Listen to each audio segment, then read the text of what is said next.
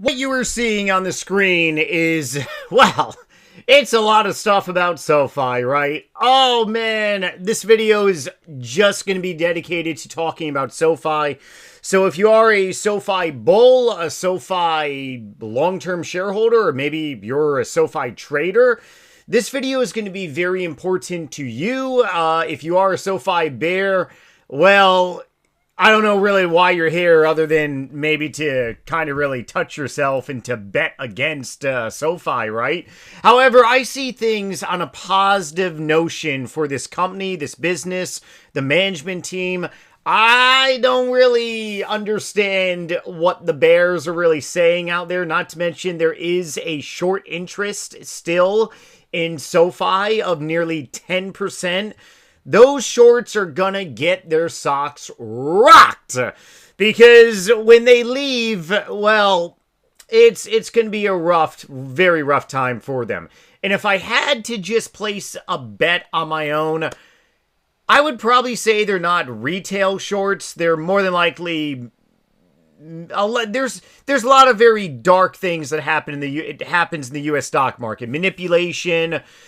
It's a whole lot to really dive into, but this video I just want to really dedicate to SoFi's upcoming earnings. Like I said, I'll definitely make more follow-on videos, so if you enjoy my content, definitely smash the subscribe button for future content, being able to see my videos in the future, and also like this video as well. I try not to really edit these videos because I'm a firm believer in just speaking from your heart and just keeping it real here. So we got a lot of stuff on the screen to talk about. A lot of it really good, some really bad, even though there may be a lot of gains here as well.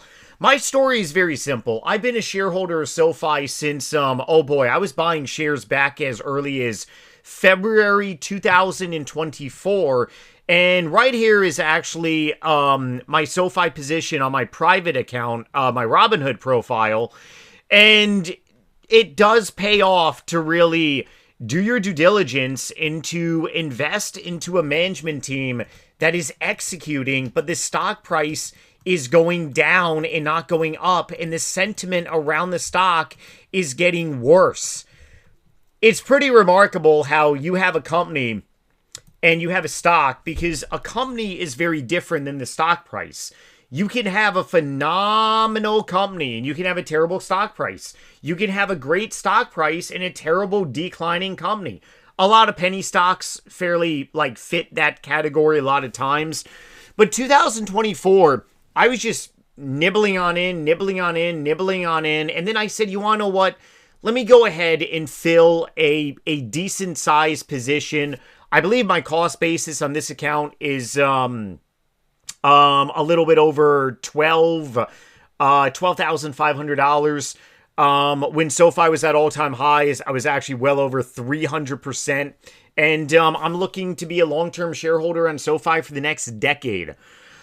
Now, what do I really think is going to end up happening next week? We're going to get to that momentarily, so please stay tuned. But like I said, when you do your due diligence, you're going to find phenomenal deals in the stock market. Now, on the public profile account here, doing a account challenge on this channel here, basically looking to take this amount, although next week I'm probably going to be increasing this a little bit. But right now, it's a 18-month challenge. Next week, it may very well turn into a 17-month challenge, but a little less than about 40 grand here, looking to scale it to six figures, 100K, in the course of 18, 17 months. Is it very possible? Well, considering the fact that AMD has not even really started coming alive here, I should say it's just started to show some signs of life. And a lot of people are really saying that AMD is not going to really do anything spectacular. Even though they have a lot of deals popping, their new chips is being unveiled. And AMD several years ago, when NVIDIA took off running, said, hey, we're going to be a couple years behind NVIDIA. Well, guess what? A couple years later, AMD is here. So AMD actually just overtook the largest position of SoFi on here. It's kind of really ironic. On my private profile, SoFi is my biggest position, then AMD is my second. On this account, I actually want my AMD position to be my biggest position on here. I'm also a massive bull in AMD as well too, so if you're an AMD shareholder investor, I talk about them a lot also on this channel. Coffee, water, chairs, hold on one second. Hopefully everyone is having a great Storm in the Century weekend. If you're watching this video sometime next week, well, hopefully you made it out alive. Believe it or not, a couple hundred years ago, a lot of people actually died during blizzards. It's pretty sad if you really think about it. But I'm nice and cozy right now in some very, very much heated in my home office right now. Staying warm and staying motivated. So, yeah. SoFi is my biggest position on this account, not in terms of cost basis, but market value, although that just flipped on Friday. AMD is now my largest position by market value and also my largest position by cost basis. So AMD and SoFi are going to go head-to-head on this profile. Oh, it's going to be so great all throughout 2026 here. But yeah, I mean, I'm a massive SoFi bull. SoFi is a disruptor company. Okay, this is why we have Bank of America, their competitor, downgrading SoFi. I've made previous videos about this, and if I had to really guess, maybe I don't know this for sure, but then again, I'm just a small fish here. Maybe there's some institutional shorting on SoFi for a reason. Because typically what ends up happening is when you have a disruptor company that is constantly beating, you don't see shenanigans. The fact that we see shenanigans around SoFi, although we are in a very weird time, that could really be the case too. The Federal Reserve, politics, playing its game over here, that could very much be the case. But I mean, overall, yeah, interest rates have definitely impacted the sentiment around SoFi, and not to mention just downgrades from Bank of America, their competitor. Bank of America is not a all-in-one shop. I'm 37 years old. All my banks that I do have a SoFi checking savings. I honestly wish I opened it a couple years ago, but I do have some banking in SoFi, but I have a military background. I have 2 military banks. SoFi is giving me better benefits for savings, checkings than military banks. And the younger generation, even like my generation, the millennials, we understand SoFi, and a lot of us are really fed up with a lot of these banks. I mean, charging us to basically store our money, the amount of fees, especially the newer generation, Gen Z and Gen Alpha, once they pretty much proceed into the market, it's going to be a big trouble for a lot of banks. Not to mention SoFi, you can basically buy crypto, buy stocks, like it's a all-in-one shop. So with that notion, it is a disruptor of a company, and there is so much drama that is still around a company that is just triple beating. So I ended up seeing the opportunity back in 2024, and I'm like, yo, it's like a honest to God no-brainer. Was buying all throughout 2024 on my private account.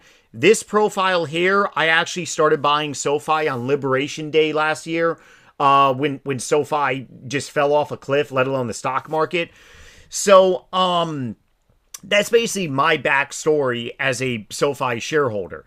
Okay, so to now talk about their upcoming earnings and what my personal prediction is.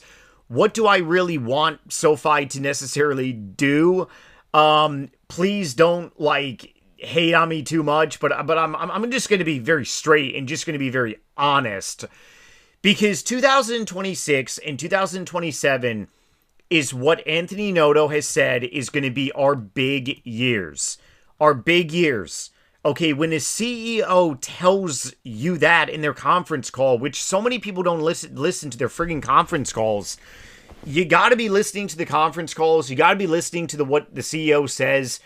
And I mean, hey, if the CEO says, hey, we need to dilute shareholders, raise more money to become profitable in the next upcoming quarters, and the stock price goes up, chances are that is a lot of manipulation, and that is a lot of shares being issued. Okay, a lot of warrants being executed. Essentially, it's dilution. I've been in penny stocks before, and it's been a utter nightmare, no pun intended. But it is not a good time. However, when you have a company like SoFi, just beating on their EPS, just giving guidance and just beating on their revenue, just executing. And throughout 2024, their stock price was just stagnated because of a negative sentiment around rate cuts, inflation, external factors. You're gearing up for just a massive move higher, a very massive move. The move higher is going to happen like that. It's going to be a weekly, a bi-weekly, two weeks of a move. And by the time you know it, the stock is going to be up 30, 60, 90% in a quarter. And you're going to be like, what just happened? What just happened? And that's what happens to so many people that just get shooken out of their position by nonsense and a lot of fears. I'm a big believer in buying the fear. If you're a long-term shareholder, and I have made life-changing money, I'm talking about multiple hundreds of thousands of dollars, life-changing money by buying the fear. If you're a long-term shareholder of a company, you buy the fear and you pick up discounted shares. SoFi, it's a 10-year long like game plan. That is my game plan. I have my own personal game plan. My game plan might be different than you, especially if you're a trader. But my game plan is pretty much on a 10-year basis. The CEO is talking about SoFi in 2035 being a giant. And he also threw around the T word, trillion-dollar company. 2035, a trillion-dollar company is going to be a dime a dozen. Like, a trillion-dollar company nowadays is like, okay, yeah, you're $1 trillion. It's going to be even more companies going to be $1 trillion company than you can imagine. Okay, we had our president not too long ago, last week, say that by the time he leaves office, the stock market's going to double. That's a very bold, a very ego type of statement. What happens if the stock market doubles by the time he leaves in 2020? Wow, my entire life is going to be very much exploding to the upside, and hopefully everyone's life is well too.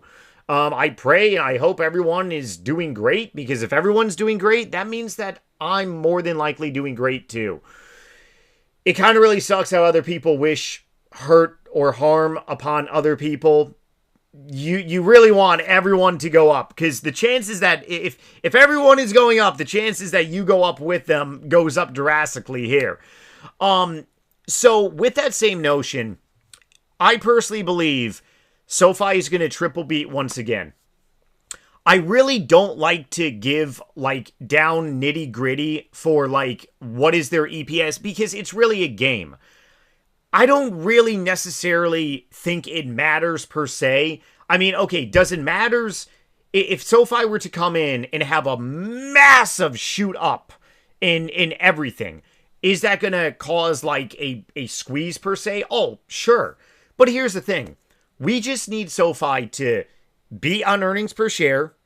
We just need SoFi to be on rev. We need SoFi to be on guidance. That's all we need, okay? Just easy peasy, Japanesey, triple beat. Does it matter how much they beat down to the very million? You can play that game. I know other people play that game as well too. I just keep things real. Do I believe they're going to be triple beating? Absolutely. I believe the management team is going to come out, beat across the board on rev, EPS. I believe that this quarter is going to be a $1 billion quarter.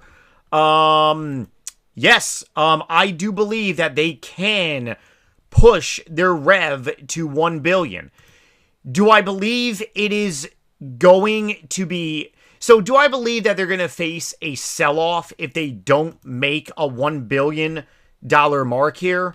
Because their estimate is 977 million. Do I believe it's going to be a bad thing?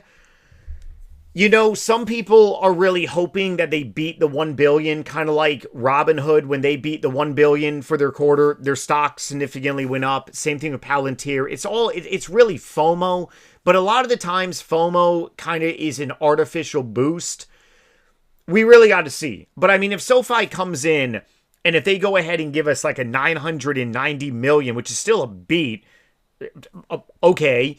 Now, can they go ahead and blow away and actually push themselves to 1 billion? Well, they ended up beating here by 6.83%. In the previous quarter, too, they ended up beating. So typically, they're beating on a 6% pretty much basis. So if you pull up a calculator here, let's see, 979, what is wrong with me? Coffee. 977.44 times 0.06 gives us $58 million extra in revenue, okay? So we add that to 977. We're at 1,355 million. Is that a possibility? Sure. Like, is it going to be even added momentum? Sure. Do I believe ultimately that they probably will? More than likely, they probably will. Am I hoping for it? Like, is it going to be a game changer if they don't beat $1 billion? No. Don't let that scare you. Don't let it be a game changer. Okay, they're going to eventually do it. But the important thing is that we triple beat, and especially guidance here. Okay, so very quickly, Wall Street experts, SoFi to deliver strongest quarter next Friday. We're going to be making a video on that. EPS, the consensus is 12 cents, which would represent 140% year over year from a 5 cents nickel. Like, that's just a couple pennies. Revenue milestone, nearly 1 billion. That is going to be awesome. The double beat, yep, full year guidance, many quarters through maintain. Ignore the marine grade because my Google Gemini is very set up to me, so ignore that on the screen here. Marine grade momentum, marine grade momentum. They will likely not only beat the rev, but although aggressive initial guidance for 2026, I definitely do believe that. Okay, so quarter basically seeing here year over year. They've basically just been slaughtering estimates left and right. A lot of these analysts are garbage. They've been downgrading us. They've been hitting SoFi because they're competitors. And my prediction pretty much stands that we're going to be doing a triple beat here. And it's going to be the strongest quarter yet. Now, what do I really see happening with the share price? And this is where it's going to irritate a lot of you all. The share price is going to go down. Why? Because that's what the stock does. Okay, the friggin' stock rallies before their earnings. We always see this. I've been in the stock for like close to 2 years now. Before their earnings, we rally. We rally. Amazing earnings, and then we sell off. Now, back in November, it was very weird because we had the government shutdown. We had a lot of fears. We had a lot of volatility. We had the Fed knocking our nuts in. We have basically... Oh, sorry, burpees. We have basically all that stuff behind us now. Here's a prime example. July of 2025. Boom. We gapped up, and then we sold off. And then we had a delayed push higher. We had our earnings on Taco Tuesday, 29 July. we actually did not fully rally until 1 month out. Pretty insane if you really think about it. Then we ended up breaking out from our all-time highs here and basically proceeded into September. A big quarter that I honestly remember extremely well was definitely April, right after Liberation Day.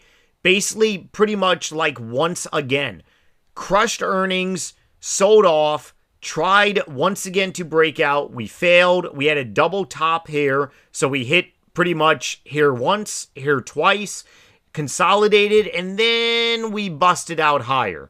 Okay, another time going back to January is a little rough because we had so much FOMO, but I do remember this earnings more than anything. This was really big. Okay, I think we're probably more so going to be like this earnings here, and here is why. I believe that it's going to be a sell-off after pretty much earnings, so we could very well, we could rally next week, maybe to $27, $28, maybe even rally to $30, and then we're probably going to sell off by maybe 10, maybe even higher, maybe even 15%, all the way back down to maybe 26, maybe $25. Why is that? Because there's a lot of manipulation still around here. There is still a short interest, okay? Maybe shorts want to close out their position. Maybe we get some market fears from the government potentially shutting down again. Who really knows? The company's going to triple beat once again. That is what you got to keep in the back of your mind here when you experience fears. I will never forget this. 29 October, couple weeks before the election. Actually, I believe this was like 1 week before the election. And then we broke out. Now, obviously, the election did add a significant amount of FOMO as well. But we did have a delayed reaction.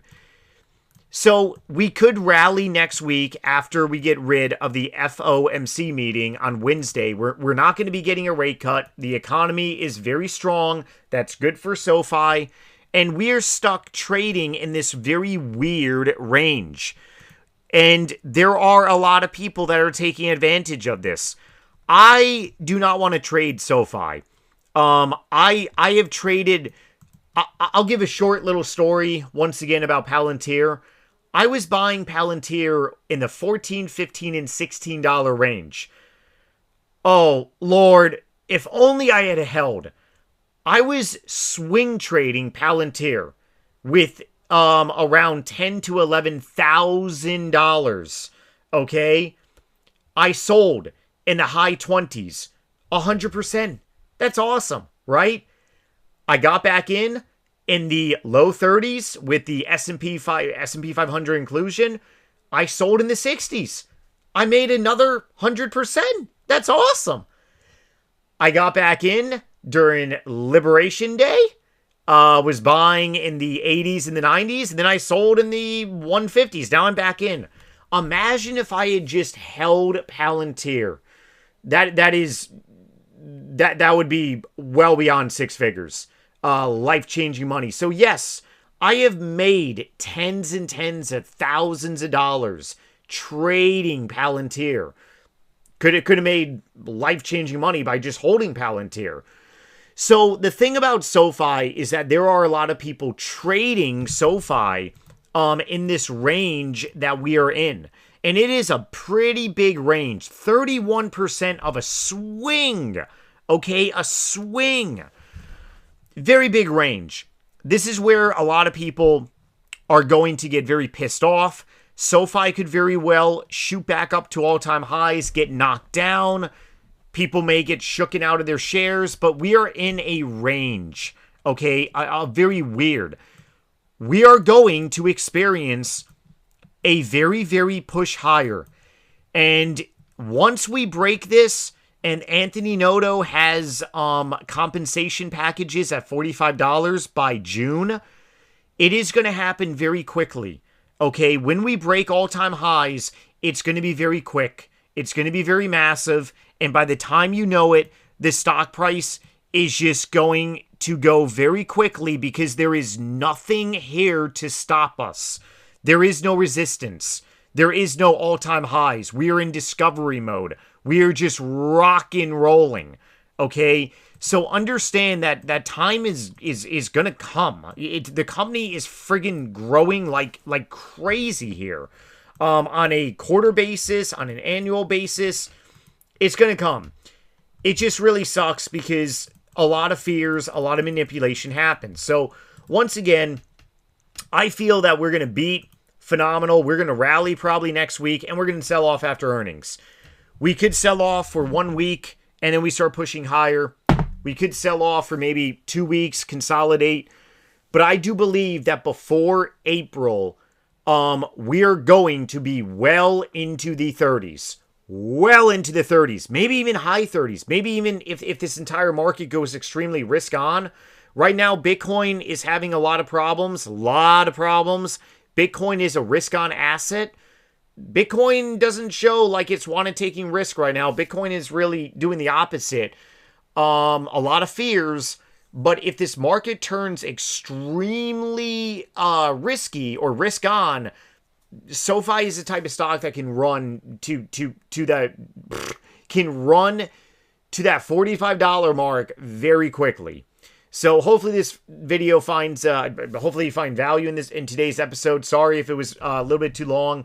My information is down below in the description here. I do have a private stock group, clan, whatever you want to call it.